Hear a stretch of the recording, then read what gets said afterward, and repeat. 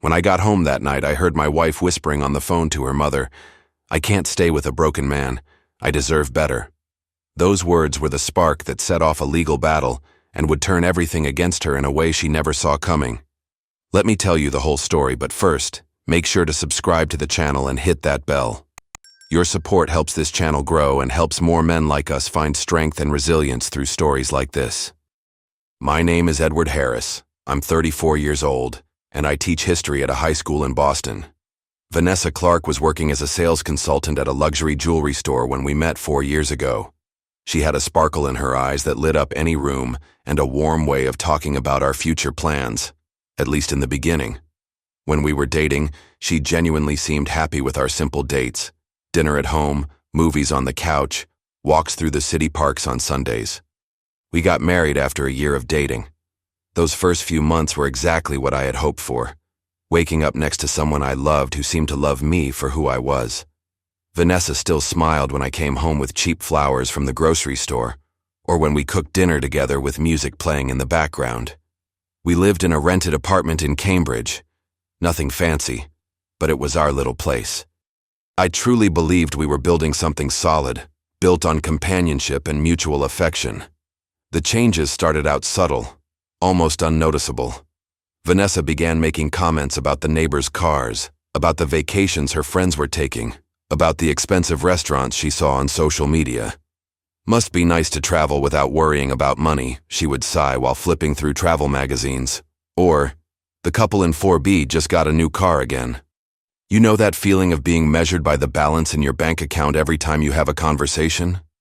Over time, our routine started reflecting that growing dissatisfaction. Vanessa stopped suggesting cozy nights at home and began turning down my invitations for free activities. Working at a jewelry store put her face to face with a world that our budget couldn't reach and that only fueled a frustration she tried to hide. Our talks about the future became rare, replaced by awkward silences every time the subject of money came up. I didn't know it yet, but the story of a divorce driven by financial interest was already being written in those moments, and that silence was going to cost me more than I could ever imagine. I came home exhausted after a full day teaching about revolutions. I froze in the hallway when I heard Vanessa whispering on the phone to her mother, "I can't stay with a broken man. I deserve better." Every word cut through my skin like shards of glass. I held my breath and made noise with my keys, just so she'd know I was there. She ended the call without rushing, fixed her hair, and looked at me with an empty stare. Then she walked into the living room and placed a brown envelope on the table, like she was presenting undeniable evidence. "I want a divorce," she said, in a tone that didn't allow for a reply. She listed everything she thought she was entitled to: the apartment, the car, half the savings, and even a painting that had been a gift from my mom. She spun her wedding ring between her fingers, as if she were appraising its market value instead of the engraving on the inside. She mentioned she already had a lawyer lined up, and that everything could be settled, without drama. That's when I realized our marriage had been reduced to a simple transaction, a contract about to be terminated. Love had now been turned into columns of debit and credit, as cold as the hand holding that ring. I took a deep breath to keep my anger from spilling into words I could never take back. I looked her straight in the eyes and answered calm, "If that's what you want, I won't stop you." Inside, I was shaking, but on the outside, I stayed completely still, almost clinical. You ever notice how silence can be your only trench when a battle catches you off guard? She mistook my calmness for immediate defeat, and satisfied, she started gathering her papers. I, on the other hand, knew that every second of composure was going to be priceless for what was coming next. A few minutes later, Vanessa grabbed her bag and left without looking back, leaving the apartment full of ghosts. I stood there, listening to the echo of my own footsteps as I stared down at that sealed envelope in my hands. I knew that inside was the certificate of our ending, but I couldn't bring myself to tear it open just yet. Holding the envelope in my lap, I sat on the couch and looked at our wedding photo, trying to remember exactly where we had lost our way. In that moment, I realized that somewhere along the road, everything had been reduced to financial interest, and divorce was the only thing left. And I swore, silently, that time would show her the cost of underestimating a calm man. The days following Vanessa's departure were a marathon of sleepless nights. I kept waking up to the echo of those words, broken man, bouncing around the empty walls. I'd try to drink coffee, but the mug shook in my hands like it weighed a ton. The apartment, once small and cozy, now felt like a hangar filled with absence. Every ordinary object had turned into a silent reminder of what we had lost. And I kept asking myself, how do you start over after being thrown away? On Thursday, I got a call from Charles Collins, my trusted lawyer and an old family friend. He asked me to come to his office, a place that smelled of old leather and certainty. On his desk, he opened a thick folder filled with petitions Vanessa had already signed. Without sugarcoating a thing, he explained that she was demanding the apartment, the car, the savings, and even the piano I inherited from my mom. While Charles talked, I felt my life being auctioned off piece by piece. I left knowing that dignity has its price, and I was about to start paying it in silence. 2 weeks later, I sat in the first hearing with my heart disciplined to beat slow. Across from me sat Jeffrey Donovan, her lawyer, sharp suit, and the eyes of a strategist. He listed numbers like stock quotes, trying to paint me as incapable. Vanessa avoided my gaze, but her jaw tightened every time my name came up. A friend whispered why I wasn't reacting, and I answered, "She's showing everyone exactly who she is."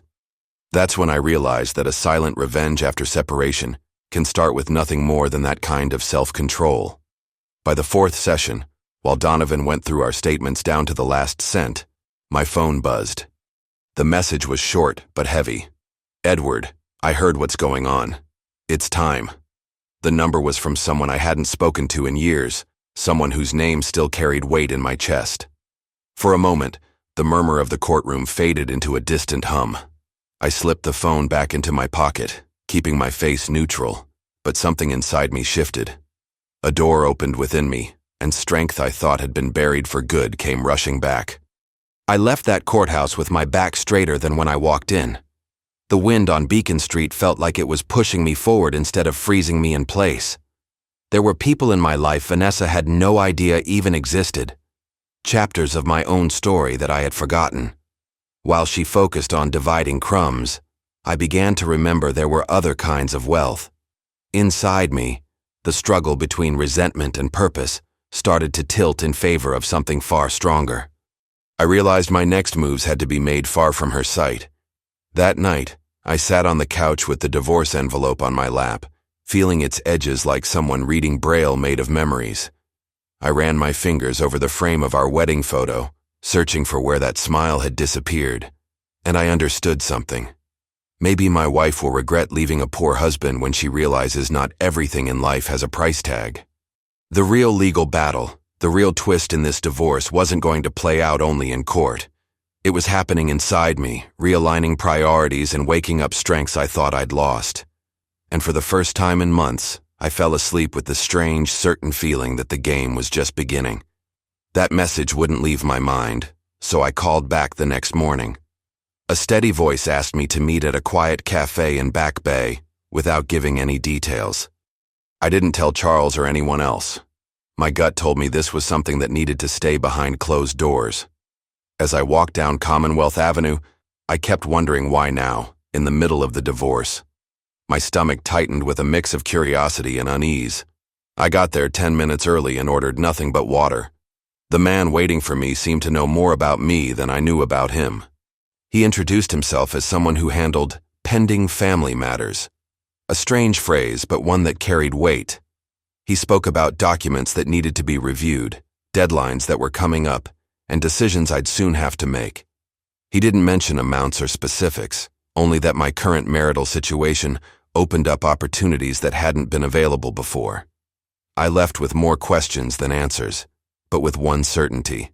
Something big was moving behind the scenes. In the days that followed, I started moving quietly around the city. I went to 3 different banks, pretending to be interested in investment products I'd never even considered before. The managers treated me with unusual attention, as if my name had landed on some special list. I also stopped by a high-end real estate agency in Beacon Hill, just exploring future options. Every conversation planted a seed of possibility that I didn't fully understand yet. It felt like piecing together a puzzle without seeing the final picture. At the same time, I started picking up small habits I had abandoned years ago. I went back to running at 6 in the morning along the Charles River, something I used to do back in college. I stood straighter the way my dad always told me to, and started tying my tie with more care. It might sound trivial, but your body and mind need to prepare before your mind even knows what for. With every mile I ran, I felt something waking up inside me. It wasn't anger, it was purpose. While Vanessa was calculating every penny of the divorce, I was rediscovering who I was before I became just the husband. The hearings went on, but now I walked into them with a completely different kind of calm. Jeffrey Donovan kept pushing for quick settlements, thinking he could intimidate me. Charles just watched my growing composure with a discreet smile. Vanessa started studying me during those sessions, like she was trying to figure out what had changed. What she didn't know was that every mysterious meeting, every unexplained phone call, every document reviewed in secret, was building something she could never imagine. My silent revenge after separation was taking shape, but still invisible to her eyes. One afternoon, I received an envelope delivered by hand at work. Inside, there was only a card with an address and a time, nothing else. My secretary said the courier looked important, but she couldn't explain why. I slipped the card into the inside pocket of my jacket and went back to grading papers as if nothing had happened. Inside, though, I could feel every piece of the puzzle starting to lock into place. It was both thrilling and terrifying to realize my life was about to take a completely unexpected turn. That night, I called Charles and asked to meet somewhere outside the office. He noticed something different in my tone and suggested his private club, far from curious ears. "I have information that might change our strategy," I said, choosing each word carefully. Charles simply replied, "I've been waiting for this." That's when I realized. He had always known there was more to my story. Some lawyers are paid to defend, others to hold on to secrets until the exact right moment. We set the meeting for the next morning, 7 sharp. In the elevator mirror, on my way down to grab some food, I caught a glimpse of my own transformation. My shoulders were broader, my chin higher, my eyes less tired, all subtle signs of someone who had rediscovered their own worth. The divorce for money story Vanessa had started was turning into something much bigger than she had planned. And me? I was finally beginning to understand that sometimes you need to lose everything to remember what you really have. Tomorrow's meeting with Charles was just the beginning of a twist even I couldn't fully grasp yet. I started slow, almost imperceptibly, testing out a new routine at 5 in the morning. I went back to running along the Charles River, trading my worn-out sweatshirt for discreet but perfectly tailored sportswear. I began writing down daily goals in a hardcover notebook, nothing digital, because ink makes promises permanent. Quietly, I blocked all social media where Vanessa still lurked. Small luxuries train the mind for abundance, I realized. Every mile strengthened my legs and my silent determination. The following week, I sought out a traditional tailor in Beacon Hill, recommended by Charles. He measured my shoulders, waist, and wrists in reverent silence, as if he understood that every inch of fabric would become part of an armor. I chose 2 fine wool suits, charcoal gray and midnight blue, along with Oxford shoes polished so bright they reflected the ceiling. As he adjusted the measurements, I realized the same logic applied to my silent revenge after separation. I left feeling the exact weight of the future on my newly fitted shoulders. "Perfection doesn't rush," he said. Charles Collins and I met at the private club he prefers for delicate conversations. I brought only a slim folder and plenty of silence. He brought whiskey, looked me in the eyes, and said he trusted my timing. I explained in broad strokes that certain funds could be released if specific conditions were confirmed, but that absolute discretion was still key. He nodded, outlined the procedural steps, and requested notarized copies through his banking contacts. At the end, we toasted to patience, a rare virtue in legal battles. I left the club knowing we had a plan and that the clock was now working in my favor. Back in court, the hearings alternated between boredom and mathematical tension. Jeffrey Donovan kept pushing for audits, demanding reports, trying to wear me down with sheer paperwork. I answered with flawless presence and controlled silence. Every no comment seemed to chip away at his drive. Vanessa glanced at me sideways, maybe looking for cracks. Instead, she found a man calmly taking notes in a leather-bound notebook, never raising his voice, keeping the same steady smile. The legal battle and the twist in this divorce were no longer under her control. Between sessions, I opened an account at a private bank that once felt completely out of my reach, thanks to a pre-approval Charles had arranged. I didn't mention numbers. I just presented letters of intent and references that were enough to unlock soundproof meeting rooms. I signed confidentiality agreements, listened to investment proposals, and casually mentioned that significant asset changes were on the way. The manager offered champagne. I declined and asked for sparkling water instead.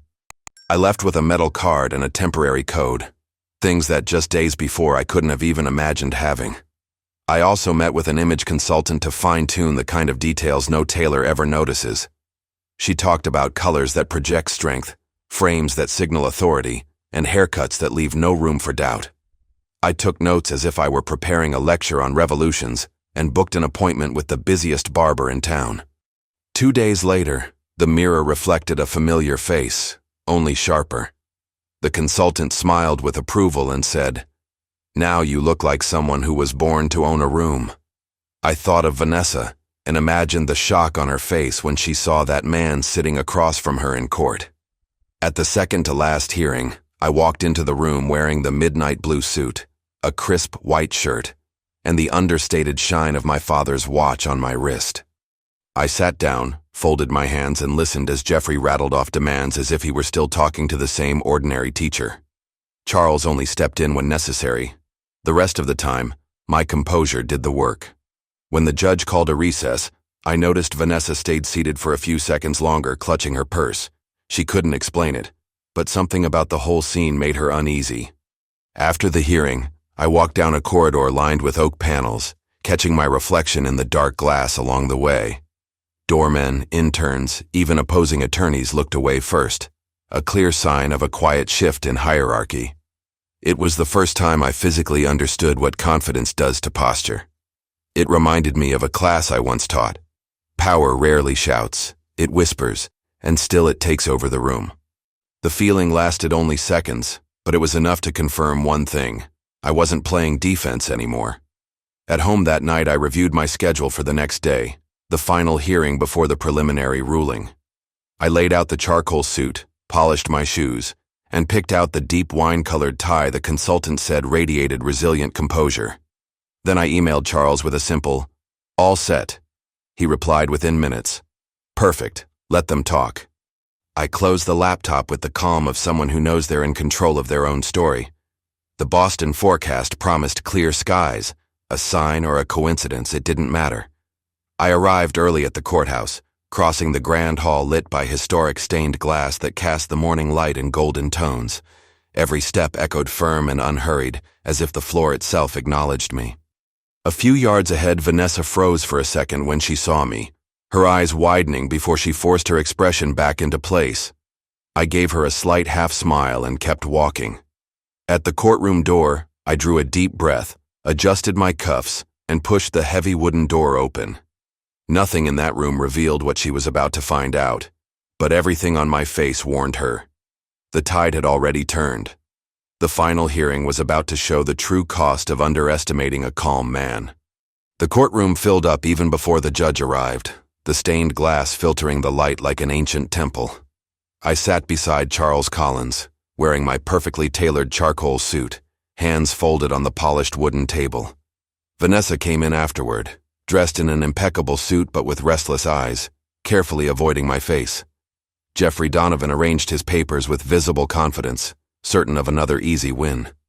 My expression stayed calm, fully aware that the day held surprises for everyone. The whole room pulsed with a restrained expectation, like the calm before a storm. As soon as the session started, Jeffrey laid out his demands in a polished, calculated tone. He listed a hefty alimony, full division of assets, and half of my future net income. He tried to paint me as an irrational obstacle to Vanessa's legitimate well-being, his words sharp as blades. The judge wrote down every number without looking up, her pen sliding across the page in an even rhythm. Charles only raised an eyebrow near the end. a faint smile touching his lips. I drew a deep breath, remembering all those sleepless nights I had spent training myself for this unshakable calm.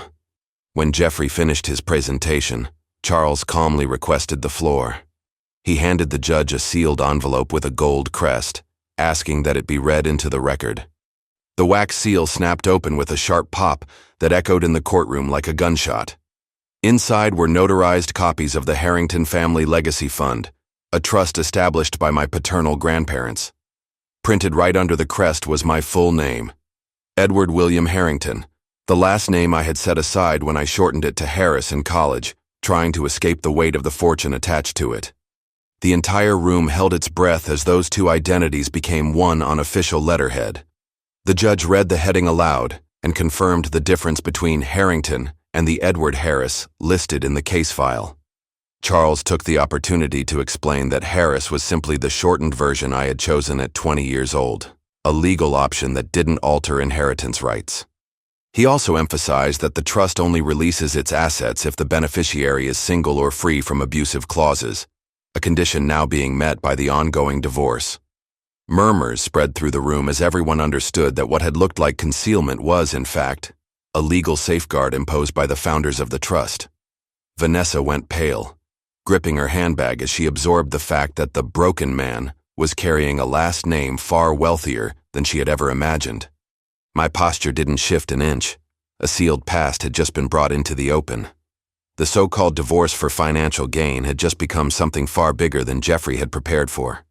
Charles added that I had only recently been informed about the fund, bound all these years by strict confidentiality clauses. He reminded everyone that the release of those assets would only happen after the final court approval of the divorce. Jeffrey tried to interrupt in a panic, arguing that this was irrelevant to asset division. The judge raised a firm hand, warning him that future settlements would have to consider these new facts. The sharp strike of her gavel sealed the turn of events. At that exact moment, I realized my silent revenge after separation had finally taken on legal form. Emily Parker, Jeffrey's assistant, nervously confirmed that the signatures matched the copies. The expert verified dates and seals in just a few minutes of meticulous technical analysis. No one moved on those hard benches. The air was as heavy as lead. Behind me, someone whispered softly, "She had no idea about any of this." Another voice, muffled, "And now what happens next?" I heard those words as the exact omen of what was coming. The judge formally asked me to speak on the new legal scenario that had just been presented. I stood slowly, buttoning my jacket with a gesture I had rehearsed during countless sleepless nights. I declared that I intended to honor my grandparents' will while still agreeing to a fair and balanced settlement. I made it clear that I was seeking true equity, not cheap revenge on anyone. My voice was steady without a hint of triumph, just assertive and respectful of the moment. The echo of my words filled the room with a calm certainty that spread through everyone within seconds. Jeffrey asked for a 15-minute recess to reassess the defense strategy with his visibly shaken client. The judge granted it, and they stepped out into the side hallway. The door had barely closed when I heard Vanessa's tense whisper, "You didn't know about this?" Jeffrey's voice came back sharp and defensive. "That information never appeared in any record, Vanessa." She snapped back angrily. "How could you have missed this completely?" Their argument burned through the hallway while I stayed at the back listening. When they returned, the tension showed in every step they took. Jeffrey swallowed hard before speaking, now with a defeated tone. He announced that they wished to renegotiate on realistic terms in light of the new facts. The judge noted their change in stance and scheduled a settlement conference for 4 weeks later. She sternly reminded them that the court strictly punishes bad faith litigation. Vanessa kept her chin high out of pride, but her eyes revealed deep cracks. We left through a side corridor to avoid the press waiting for statements. Outside, the Boston sun seemed sharper than I remembered. Charles placed a hand on my shoulder and simply said, "Well played, Edward." I breathed deeply, feeling the true lightness of someone who had finally dropped an invisible weight carried for years.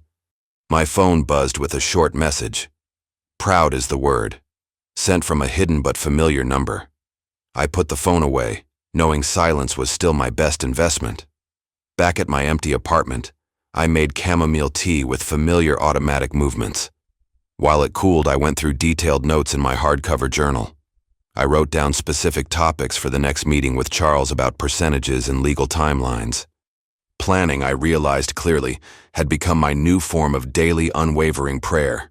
What I felt was deep serenity, not cheap euphoria, a steady landing after a long storm. The lights reflected on the Charles River, as if the city itself approved of my strategic patience. I pictured Vanessa frantically redoing calculations with her mother, repeating, "How could I not know?" The spreadsheets that were once weapons had now become uncomfortable, revealing mirrors. It was inevitable that my wife would regret leaving a poor husband, even if she never admitted it publicly. The truth about real value rarely fits into columns of debit and credit. I closed the curtains, silently grateful for the days of uncertainty that had forged me. I fell asleep at peace, knowing the next chapter would belong to me alone. The settlement was finalized on a rainy March morning. Vanessa left the courthouse with only what I had chosen to give her. Jeffrey's attempts to reopen the terms collapsed in the face of the clauses in the Harrington Family Legacy Fund. During the reading, she avoided my eyes, her trembling fingers clinging to her purse. Margot whispered something in resignation as mother and daughter walked away down the hallway. The final strike of the gavel sealed the chapter Vanessa had been so sure she would win. With the divorce closed, the fund released all its assets. I chose to keep teaching and bought a quiet apartment in Beacon Hill. On weekends, I restored public libraries and funded research grants anonymously. Money became a tool, not a trophy, and life turned out surprisingly simple. The press tried to turn me into the humble man who discovered an unexpected inheritance, but I refused every interview. Charles now visits me only as a friend, happy to see that calm purpose has taken over my days. I heard that Vanessa moved to a small town on the North Shore. She opened a modest consulting business and lives in a 2-bedroom apartment. Word is, she admits she's the woman who regrets leaving her poor husband. Margot blames timing, not greed, for how bitterly things ended. I received a short letter from Vanessa, asking for peace and thanking me for the dignity of the settlement. I replied wishing her a lighter path, and realized resentment had also moved out of my life. 2 years later, I was grading papers while the sunset painted the Charles River in shades of copper. My father's old watch ticked softly, each second sounding like silent approval. I wrote, "Final chapter gratitude," in the notebook that had once kept track of my silent revenge after separation. I placed it among my history books, knowing my past had finally found its rightful shelf. Losing what I thought was vital revealed dividends that no spreadsheet could hold. I closed the window, breathed in the calm night air, and trusted that the future asks for only one thing: serenity. And now, I turn to you. Yes, you, who followed every twist and turn of this story. Have you ever been through a divorce that revealed someone's true nature? Do you know of people who were underestimated and later surprised everyone? Share your story in the comments. Your experience might be exactly the inspiration someone needs to keep going when everything seems lost. And if this story touched your heart, hit subscribe and turn on the notification bell.